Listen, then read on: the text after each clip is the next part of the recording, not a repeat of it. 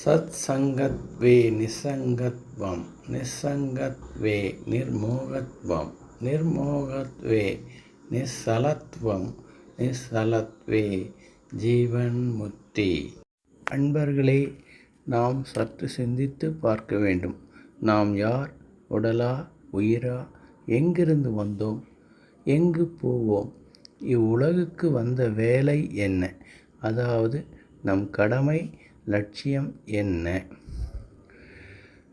நன்னடை ஒழுக்கமுள்ள உத்தம ஞானியான சாதுக்களை அணுகி கேள்வியால் ஞான விஷயங்களை கேட்டு சந்தேகம் தெளிந்து உணர்ந்து கொள்ளுங்கள்.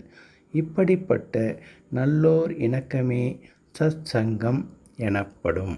பிறந்தார் உருவது பெருகிய துன்பம், பிறவார் உருவது பெரும் பேரின்பம்.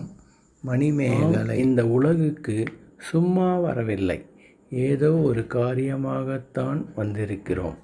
அந்த நோக்கம் யாது? பற்பல வேதாந்த ஞான சாஸ்திரங்களையும் அறிவு நூல்களையும் படித்தறிந்தும் சிந்தித்தும் ஆராய்ந்துணர்ந்தும் பல சமயங்களின் தத்துவங்களை கற்றுணர்ந்த பெரியோர்கள், யோகியர், ஞானிகள் இவர்கள் அனுபவ பகிர்வை சிந்தித்துணர்ந்தும் முடிவாக நாம் அறிந்து கொண்டது இதுதான்.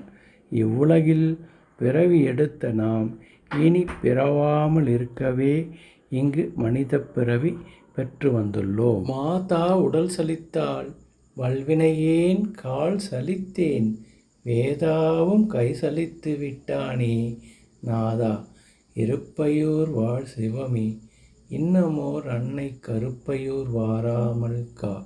பட்டினத்தடிகள். அப்படியென்றால் பிறக்காமல் இருக்க வழி?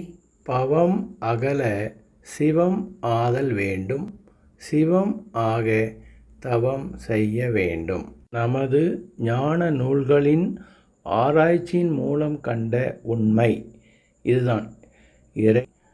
இறைவனுடன் நம் ஆன்மா கலந்து ஏகமாகிவிடில் பிறவி இல்லை என்பதேயாகும். இதை மேலும் தமிழ் மறை தந்த தவச்செல்வர் திருவள்ளுவர் கருத்தும் இதுவேயாம். பிறவி பெருங்கடல் நீந்துவர், நீந்தார் இறைவனடி சேராதார்.